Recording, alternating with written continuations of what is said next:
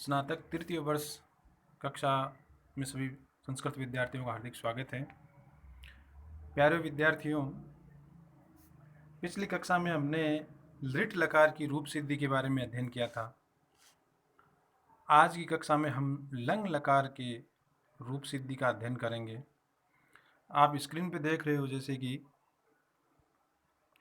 अभवत, अभवताम, अभवन, अभवः, अभवतम, अभवत, अभवम, अभवाव, अभवाम। ये भू धातु के लंग लकार के रूप हैं। पूर्व कक्षाओं में हमने इनको सीधे याद किया था। स्नातक तृतीय वर्ष कक्षा में इनकी हम रूप सिद्धि का अध्ययन करेंगे। जैसा कि विद्यार्थियों, आपको ये ध्यान होना चाहिए कि रूप सिद्धि में जो प्रत्यय होते हैं वो सभी धातुओं में ये होते हैं: तिप, तस, झी, सिप, थस, थ, मिप, वस, मस। इन प्रत्ययों के और सूत्रों के सहयोग से हम रूप सिद्धि करते हैं। तो सबसे पहले हम अभवत इस रूप को सिद्ध करते हैं प्रथम पुरुष एक वचन में। तो हमें सबसे पहले भू धातु के लंग लकार का यहाँ पर लिया। उसके पश्चात नीचे हम चलें अट प्लस भू प्लस तिप। ये जो अट है, जैसा कि आप आगे सूत्र देख रहे हो, लुंग लंग लिंग वड्डुदात है, सूत्र से यहाँ पर अट का आगम होता है। प्लस भू हमारी धातु हो गई, प्लस तिप। तिप हमने प्रथम पुरुष एक वचन, ये जो यहाँ से हमने ग्रहण किया है, ये लंग लकार प्रथम पुरुष एक वचन का हमने तिप लिया। फिर हम आगे चलते हैं। अट में ट का लोप हल्यंतम और से लोप से हो जाता है। फिर भू प्लस सप, ये जो सप आया है ये कर्तरी शप सूत्र से हमें प्राप्त होता है, प्लस तिप। फिर हम आगे चलते हैं तो ए प्लस भू के ऊ को गुण हो गया ओ। सूत्र होता है हमारा सार्वधातुक आर्धातुक कयो है। सार्वधातुक आर्धातुक कयो है सूत्र से गुण आदेश होकर के ये भो रूप बना, प्लस ए। सप जो हमने पीछे लिया था उस सप में पै का हल्यंतम और तस्य लोप से लोप हो जाता है। स का लस का उत्तर देते हो से लोप हो जाता है और बचता है ए। इस प्रकार ए प्लस ती।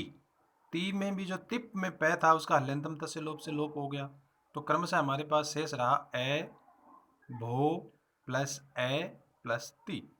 अब हम आगे बढ़ते हैं तो ए भो के ओ को अव आदेश एच जो अ वायाव है सूत्र से अयादि आदेश होकर के अव हो गया और उसमें जुड़ा तो हो गया भव प्लस ए प्लस ती।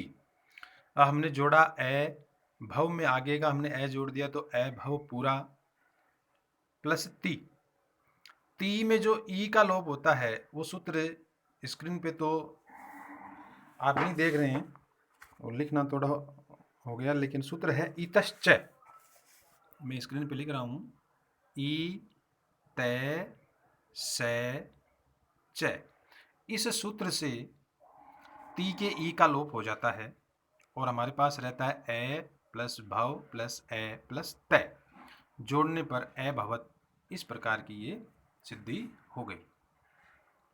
अब क्रमशः हम अभवत को सिद्ध करने के बाद में आगे चलते हैं अभवताम। अभवताम में सारी प्रक्रिया वही है, अभव तक वही चलती है। सूत्र एक आता है तस थस थ मिपाम ताम तम ताम है। इस सूत्र से जो हमने भू धातु के साथ जो द्विवचन तस प्रत्यय का ग्रहण किया था उस तस की जगह ताम आदेश हो जाता है और सारी प्रक्रिया इसी तरह सिद्ध हो जाती है। फिर अभवन, अभवन को जब हम सिद्ध करेंगे तो अभव तक तो वही है। फिर हमने अभव प्लस यहाँ से झी लिया। इस झी को जो अंत सूत्र से अंत आदेश होता है और अंत आदेश होने के बाद में इतश्च सूत्र से ई का लोप होकर के अभवन इस प्रकार रूप सिद्ध होता है। फिर अभवय, अभवय जो हमने लिया भवय, ये वाला है भवय, जो कि ये है अभवय, इसका हमने ये लिया सिप। इस सिप को ग्रहण करने के बाद में सारी प्रक्रिया अभव की तरह चलती है और सी को स जो शेष रहता है उस स का स सजुषो रू से रू आदेश होकर के फिर अंत में विसर्ग आदेश होकर के अभवय इस प्रकार का रूप सिद्ध होता है। फिर अभवतम ये वही है जो तस थस थ मिपाम इस सूत्र से जो ये थस होता है इस थस की जगह तम आदेश होकर के अभवतम रूप सिद्ध हो जाता है।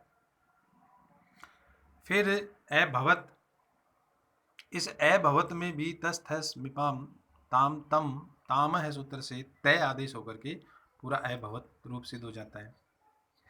फिर हम आगे बढ़ते हैं अभवम उत्तम पुरुष एक वचन का अभवम।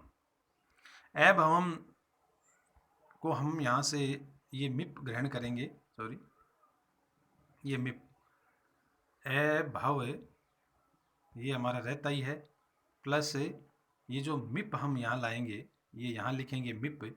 इस मिप की जगह अम आदेश होकर के तस थस थ मिपाम ताम तम ताम है सूत्र से अम आदेश यहाँ होकर के ये रूप बन जाएगा अभवम। अभवाव अभवाव में भी अभव तक हमारी वही प्रक्रिया रहती है अभव तक। फिर आगे आता है वस, यहाँ हम आगे वस लिखेंगे। इस वस को अतः दीर्घो यही इस सूत्र से यहाँ अभव को अभवा रूप आ जाएगा और फिर यहाँ वस के स का अनुबंध लोप होकर के विसर्ग आदेश रहता है और अभवाव इस प्रकार ही पूरा सिद्ध हो जाता है। फिर हम आगे बढ़ते हैं अभवाम।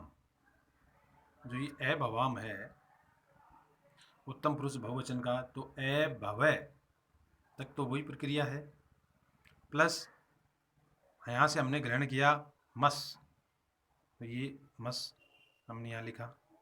फिर क्या होता है अतो दीर्घो यही इस सूत्र से ये अभवय की जगह अभवा हो जाएगा और इस स का अनुबंध लोप होकर के अंत में विसर्ग शेष विसर्ग आदि सब का लोप होकर के ये यहाँ अभवाम ये रूप निष्पन्न होता है।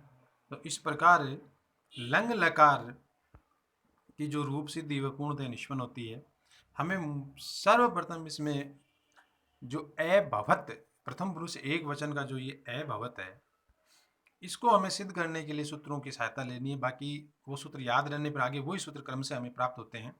एक बार पुनः हम देखते हैं कि सबसे पहले हमने भू धातु प्लस लंग लकार लिया।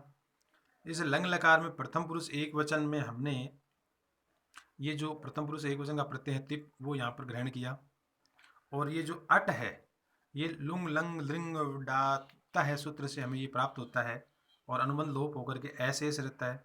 फिर अ प्लस भू प्लस सप, इस सप को कर्तरी सप से हमें यहाँ प्राप्ति होती है। सप का अनुबंध लोप होकर के ऐसे रहता है।